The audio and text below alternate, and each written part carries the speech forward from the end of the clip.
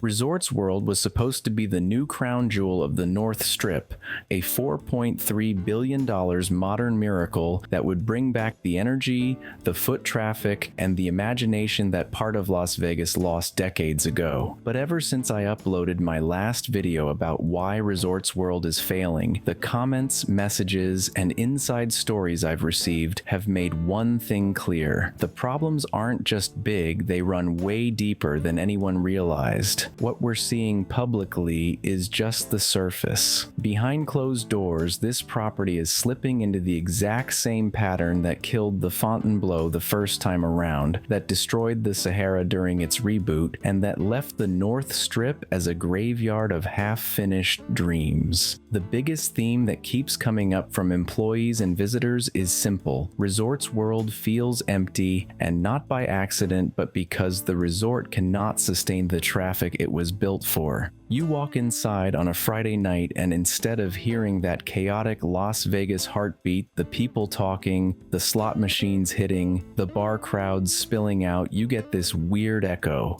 Like a mall after hours. People walking around, taking pictures, maybe grabbing food, but not gambling, not spending, not staying. And the craziest part is that a ton of locals and tourists say the same thing. It just doesn't feel like Vegas. Not in energy, not in style, not in identity. That brings us to the identity crisis. Resorts World is 3 hotels in one, with 3 different price points, 3 different experiences, 3 different marketing strategies, and none of them seem to stick. One guest pays $700 a night at Conrad, right next to someone at Hilton paying half that. The signage is confusing, the casino layout is confusing, and the branding is all over the place. A lot of viewers compared it to a giant airport terminal or a luxury shopping center pretending to be a casino. It's gorgeous, but it's hollow. Vegas knows how to do over the top and themed, but Resorts World took the corporate minimalist approach, and it backfired. You can't expect Vegas tourists to instantly connect with it. They want a story, not an Instagram wall and a digital ceiling. Then there's the financial pressure. Resorts World entered the market with a mountain of debt, a brutal interest rate environment, and competitors who have had decades to refine their operations. Wynn, Venetian, Caesars. These are giants who understand Vegas hospitality on a level Resorts World hasn't even touched. And unlike those properties, Resorts World opened at the exact wrong moment. Right as Vegas inflation hit its peak, tourism softened, and people got tired of paying ridiculous resort fees and overpriced cocktails. They built a futuristic mega resort in a year where people didn't even want to pay for parking. And if you talk to employees, which many of you did, you'll hear the same thing over and over. Corporate is cutting corners faster than the place can establish itself. Servers talk about shifts being cut last minute. Dealers say the tables stay half empty even on weekends. Bar workers complain about cost cutting that affects their tips, their schedules, and their morale. One viewer told me they walked past over a dozen empty blackjack tables at 9 p.m. on a Saturday. Another said the food hall had longer lines than the casino because people simply weren't gambling, and several employees privately told me turnover is bad, really bad. When a resort can't retain staff in its first 3 years, that's a flashing red siren that something behind the scenes is breaking, and I can't ignore the elephant in the room, the location. Resorts World gambled on the North Strip, an area that has struggled for years. The convention center expansion helped, but not enough. People want to be near Bellagio, Caesars, or Cosmopolitan. They don't want to walk half a mile past construction zones, empty lots, and abandoned projects just to reach a resort that feels disconnected from the rest of Vegas. The North Strip has been cursed for over a decade. Echelon, Fontainebleau, Alon, the Stardust demolition, nothing sticks, and Resorts World built itself directly on top of the graveyard. That matters, because perception in Vegas is everything. If people think an area is dead, it becomes dead.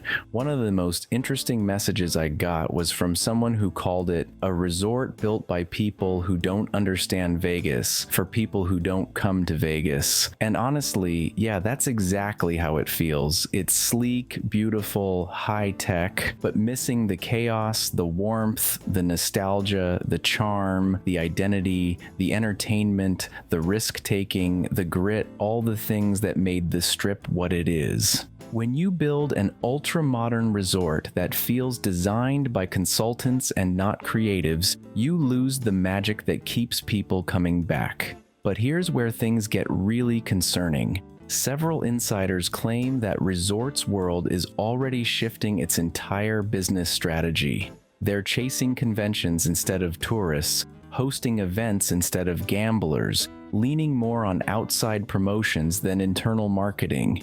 This is what every Vegas property does when they're not hitting their financial targets. It's exactly what happened before the implosions of the Sahara rebrand, the Riviera bankruptcy, and the debris pile that is the former Frontier. When a casino in Las Vegas quietly gives up on gamblers and pivots to venue mode, it means one thing: the core business is failing. And it isn't just marketing. Guests report rooms already showing wear and tear just a few years after opening. Carpets fraying, bathroom fixtures breaking, tech features malfunctioning, and the craziest part is that some people said maintenance requests took hours or even days because staffing has been cut so aggressively. If Resorts World can't keep up with its own property this early in its lifespan, imagine what it'll look like in 10 years. The biggest worry, though, is competition.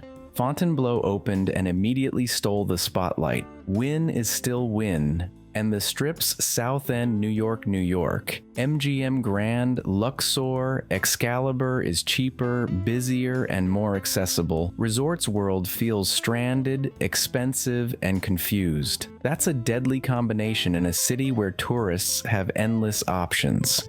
So here's the real continuation of the story. Resorts World isn't dying because it's a bad property. It's dying because it was built for the wrong guests, in the wrong part of the Strip, at the wrong time in Vegas history, with the wrong strategy for a city that's changing faster than ever. And unless it finds an identity fast, it risks becoming exactly what the North Strip has seen too many times. Another billion-dollar reminder that Vegas doesn't reward ambition, it rewards personality. And Resorts World, for all its beauty, still doesn't have one. If you've been to Resorts World recently, I'd love to hear your experience. Do you think this property can turn things around, or is it destined to go down like many other failed projects on the North Strip? Drop your thoughts in the comments below. I read and respond to all of them. Don't forget to like this video if you think Vegas needs to get back to what it does best: giving tourists the fun and excitement they expect. If you're new here, make sure to subscribe and hit the bell icon so you don't miss any future breakdowns of the biggest wins and failures in Las Vegas.